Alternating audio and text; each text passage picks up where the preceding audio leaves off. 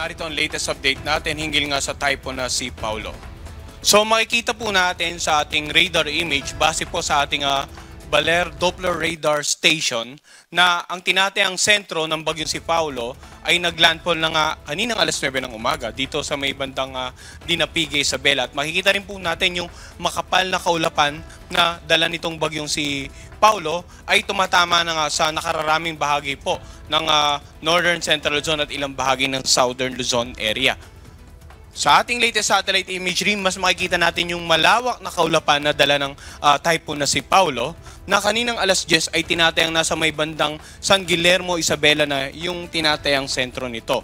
Lakas ng hangin umaabot hanggang 130 km per hour malapit sa gitna at ang pagbugso naman naabot hanggang 215 km per hour. Ito ay kumikilo sa direksyong west-northwest naman sa bilis na 25 km per hour.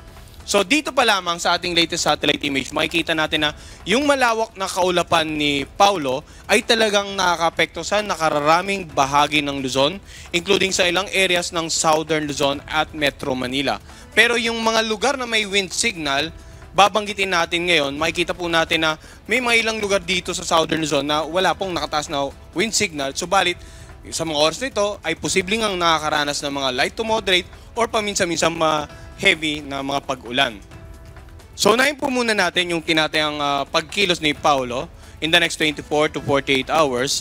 Kaninang alas 8 ng umaga habang nasa karagatan pa ay naging isang ganap na typhoon na nga si Paulo. At alas 9, naglandfall dito sa may bandang Dinapigue, Isabela.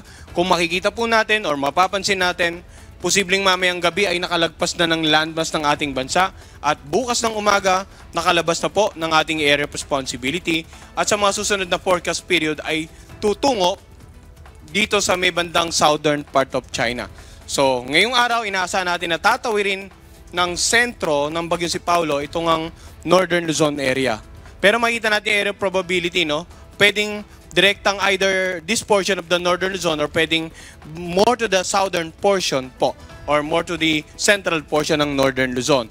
Either way, ilang araw na rin po tayo nagbibigay ng babala. So sa mga oras na to, hopefully ay nasa secured places na po tayo, nasa mga designated evacuation centers, nakalikas na sa mas matataas na lugar at naayos na rin po yung ating mga sources of livelihood, nabigyan ng protection, for example, nabigyan na ng suporta yung mga bahay and also yung mga maliliit na bangkay na itali na sa mga areas para hindi basta-basta tangayin ng malalakas na alon na dala nga ng bagyong si Paulo. Sa mga oras na ito, may nakataas po tayong wind signal number 4 dito po sa mga lugar na naka-highlight ng red. Kung mapapansin natin sa forecast track, ito yung inaasahang lugar na direktang tatawirin ang sentro ng bagyong si Paulo. At karaniwan po, yung mga lugar na malapit sa sentro, yun po ang nakakaranas ng mga pinakamalalakas na hangin. Ito pong extreme northern portion ng Aurora, southern portion ng Isabela, southern or northern portion ng Quirino at ng Nueva Vizcaya, signal number 4 din dito sa buong Mountain Province, Ifugao, sa southern portion ng Abra, sa northern portion ng Benguet, sa southern portion ng Ilocos Sur at dito sa northern portion ng La Union. So baka magtataka yung mga kababayan natin bakit may mga lalawigan na hindi naman sakop ng nag-iisa or isang wind signal lamang, no? Dahil nga po yung bagyo may tinataya tayong radius. Mula po sa sentro nito yung mga lakas na hangin na pwedeng maranasan at ulitin po natin, karaniwan yung mga lugar na direktang dadaanan or tatamaan ng sentro, yun po yung karaniwang nakakaranas ng mas malalakas na hangin. Samantala, sa mga lugar na naka-highlight ng orange, yan naman po yung mga lugar na posibleng makaranas or sa ngayon ay nakataas ang wind signal number 2. Ang lakas ng hangin mula 89 hanggang 119 km per hour, mararanasan sa northern portion nga ng Aurora, sa natitirang bahagi ng Isabela, natitirang bahagi ng Quirino, sa central portion ng Nueva Vizcaya, dito sa may bandang Kalinga, sa central portion naman ng Abra, at dito rin sa natitirang bahagi ng Benguet, Ilocos Sur at La Union. Generally, ito pong mga lugar na may wind signals number 4 and 3, inaasahan talaga makakaranas ng malalakas na hangin na pwedeng makapagpatumba ng maraming uri ng pananim.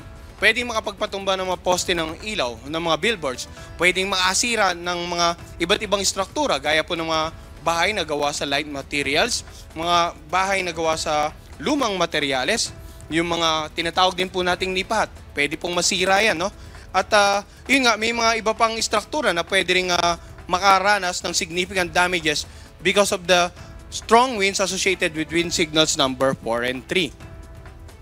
Samantala, sa mga lugar na naka-highlight ng yellow, yan po yung mga lugar na may wind signal number 2.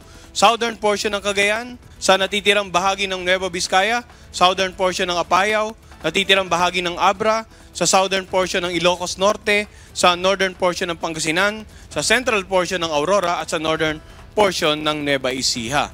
Pag wind signal number 2 naman, ang lakas ng hangin 62 hanggang 88 kilometers per hour. Ang mga baybaying dagat magiging maalon. Sa wind signals number 4 and 3, ang mga baybaying dagat magiging maalon hanggang sa napakaalon.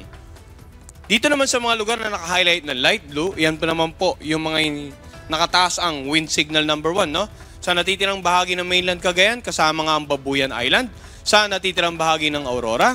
Sa northern portion ng Quezon, kasama ang Pulilo Island. Sa Camarines Norte. Sa natitirang bahagi ng Apayao at ng Ilocos Norte, natitirang bahagi ng Pangasinan, natitirang bahagi ng Nueva Ecija, northern portion ng Bulacan, sa buong Tarlac, northeastern portion ng Pampanga, at sa northern portion ng Zambales.